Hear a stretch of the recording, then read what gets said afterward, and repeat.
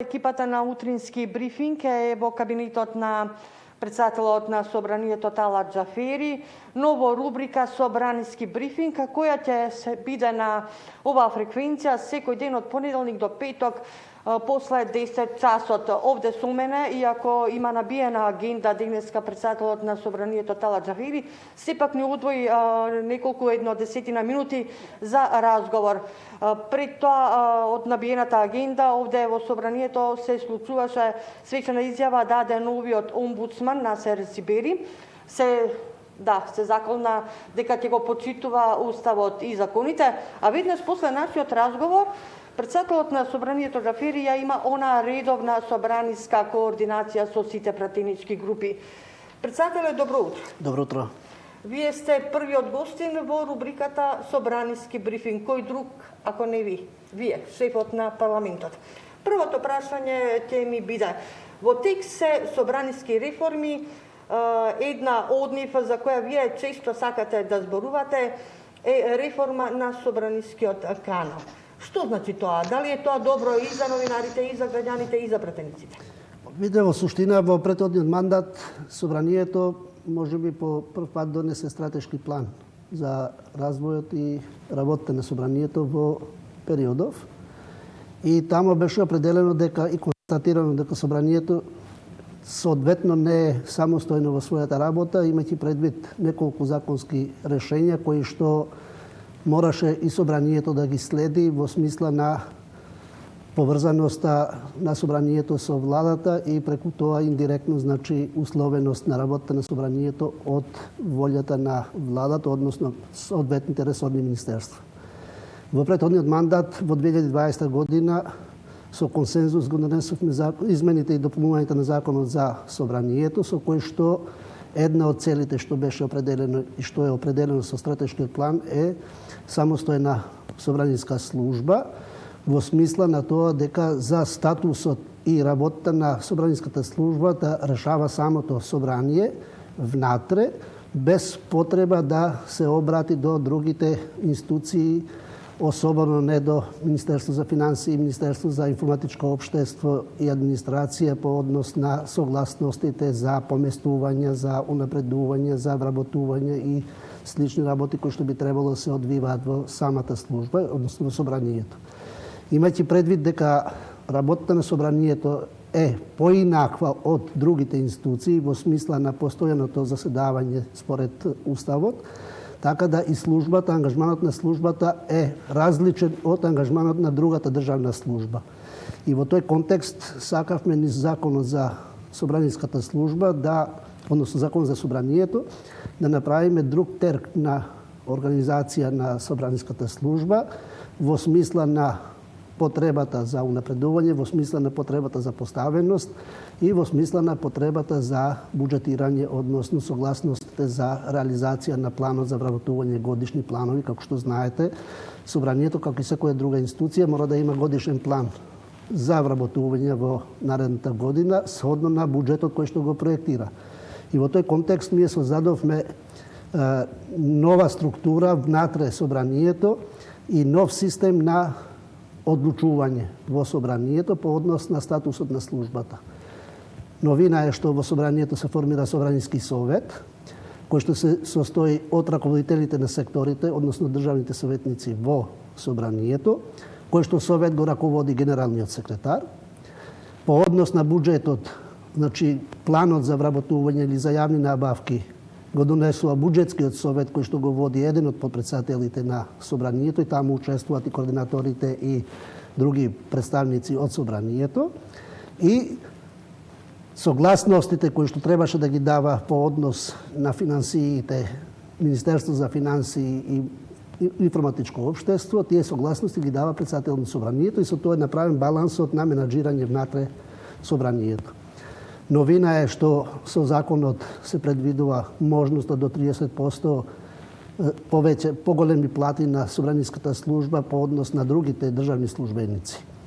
Останува обврската на Собранието да ги информира, односно да го информира Министерство за информатичко општество и администрација по однос на промените во бројната состојба на администрацијата поради општата државна статистика по однос на вкупниот број на државни службеници на ниво на државата. И таа поврзаност е работа која што ние како собрание координираме со другите власти. Впрочем, соделовникот, председателот на собранието ги координира работите меѓу властите, законодавна, извршна и судска власт. Така е дефинирано според деловникот и во тој контекст оно што е општа обврска.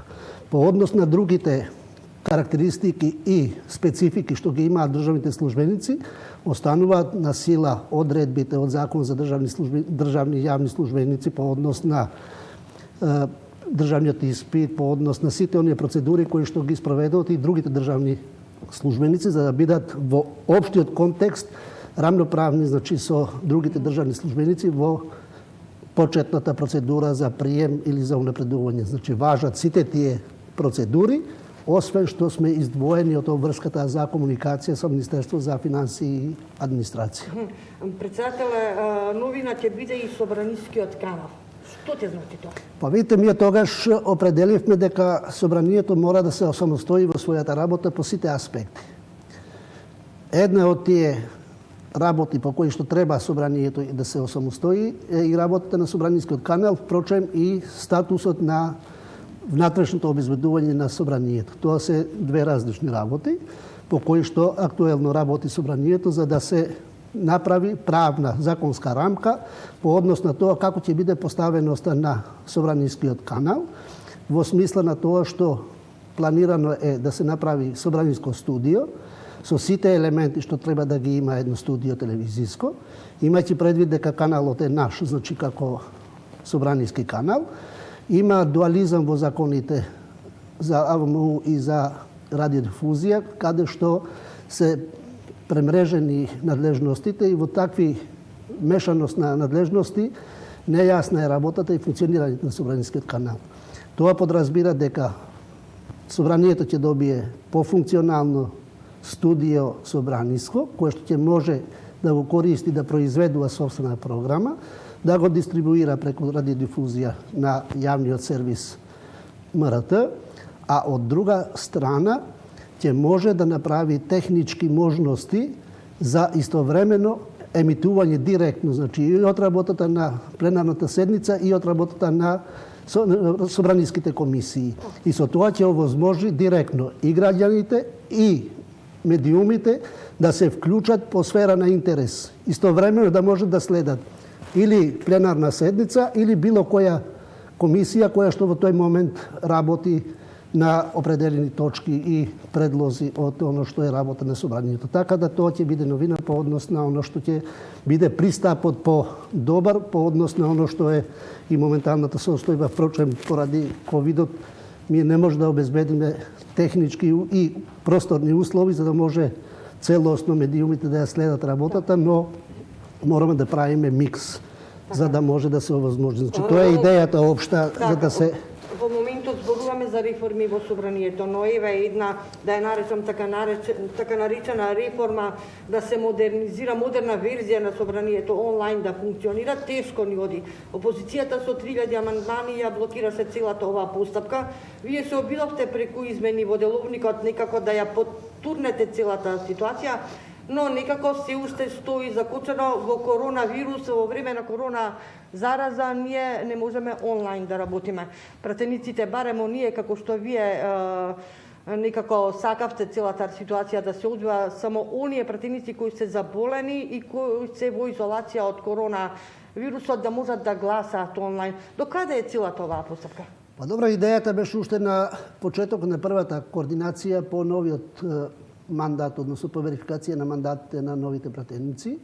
На првата координација јас ја изнесов, да кажем, гласно идејата, замислата, имајќи предвид дека и собранието не може да биде исклучено или имуно од влијанието на ковид пандемијата и затоа дадов на размислување да размислуваат сите пратенички групи за можноста по примерот на други парламенти и во регионот и во Европската Унија, да може во определени ситуации да работи онлайн во смисла на учество онлайн на тие пратеници кои што се спречени поради коронавирусот, а не поради други спречености. но не наидовме на поддршка на опозицијата. Јас како предлог го поднесов и званично измените и дополнувањата на деловникот. Резултатот е преку 3000 амандмани поднесени од опозицијата. Па нормално стои во фиока. За среќа, немавме толку попреченост по однос на пандемијата за работа на собранието, иако имавме определен број пратеници сукцесивно инфицирани, но за среќа, викам, не придонело да се блокира работата на собранието. Соодветно се менаџиравме со роковите на свикување седници и одржување на седниците, за да може да се исполнуваат и ограничувањата на пратениците по однос на 10-15 дена претходно изолација, за да може да се вклучат на работа, така да менаџираме сhodно на ситуацијата. Сепак изгледате немаме во брзо време онлайн собрание. Па видите, во ситуација кога нема општа системска регулатива, во ситуација кога нема општа системска регулација по однос на работа на институциите во воредна состојба, секако ово останува отворено за размислување доколку рефлектира опозицијата, ќе можеме да пристапиме и кон таа можност. Ние работиме по жанмоне процесот, знаете, и на општата реформа на деловникот на собранието, каде што веројатно ќе ги предвидиме и овие работи во иднина да имаат основа во деловникот, за да може понатамо во идни можни ситуации слични собранието да има обврска според деловникот да може да работи така. Тоа е дел од општата комуникација и дебата што ја водиме во собранието со сите представници од политичките партии кои што се внатре. Председател, јавноста знае, собранието е задолжено за носење на закони. Во јавноста веќе се случи еден скандал, така наречена јавна соба. Министерството за правда најави измени во кривичниот законник со додавање на член ново кривично дело, демнење 144а. Сега прашањето ми е, бидејќи треба да помине во собраниска процедура, знаеме дека често законите се блокирани. Дали кај пратеничките групи ќе интервенирате овој закон да биде, овие измени на закон да бидат што побрзо донесени со оглед на тоа дека целата јавност е заинтересирана за тоа? Станува збор за голем скандал. Па во секој случај кривичниот законник е двотретински закон и ќе треба да се има општ консензус меѓу власта и опозицијата за да може тоа да се регулира. Секако дека по добивањето на конкретен предлог ќе отвориме дебата овде во собранието. Предпочитувам дека и министерот за правда кој е надлежен тоа да го предложи од име на владата, фактички до владата прво, па владата до нас, преку Министерството за правда да се направи соодветни консултации и предходни со политичките партии за да се анимира целата ситуација. Впрочем, ако се сеќавате, тамо околу бомбите кога се појавија, беше предлог тогаш да се регулира медиумскиот простор за порталите кои што не се регулирани со соодветниот закон. Затоа што сите други медиумски институции имаат обврска законски, освен порталите кои што се во слободниот пазар, односно ветерот, даваат се и се што и во тој контекст мислам дека паралелно треба да се регулира, односно дорегулира законски и статусот на тие медиуми, за да може целина да се има основа по која би се активирало кривичната постапка или кривичната одговорност во ситуација. Доколку не е законски регулирано статусот на медиумите, дотичните, значи не зборувам во целина за сите медиуми, него за порталите, за овие што се појавуваат или со лажни IP или јавни, па си користат празнината законска, така да таа целина би требало да се регулира во целост, значи и статусот, па и одговорноста. Значи правото и одговорност мора да оди паралелно едно со друго. Не можете да имате одговорност ако не ви е пропишено определено право. Така да во тој контекст мислам дека ќе направиме напори да сите разбираме сериозноста на ситуацијата и се надевам дека ќе наидеме на поддршка и на опозицијата да сите со консензус го донесеме евентуалниот предлог кој што би бил од страна на владата. За крај уште едно прашање. Опозицијата често ве обвинува дека се носат многу закони со европско знаменце.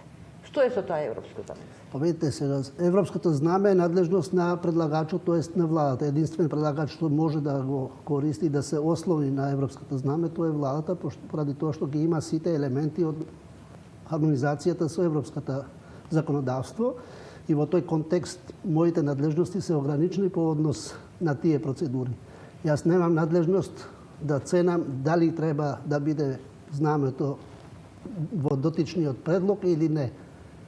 Моја надлежност е од формален аспект дали ги има сите елементи по однос на знамето. И доколку ги има сите елементи, оди во Комисијата за европски прашања. Доколку ги нема сите елементи, и ако е со европско знаме, оди на друго матично тело, така да тука ограничени сме со надлежностите и во секој случај треба да се води сметка да тоа не се случува, а во тој контекст, во крајна инстанца, треба да се види и крајната цел, доколку е во интерес на граѓаните определено законско решение.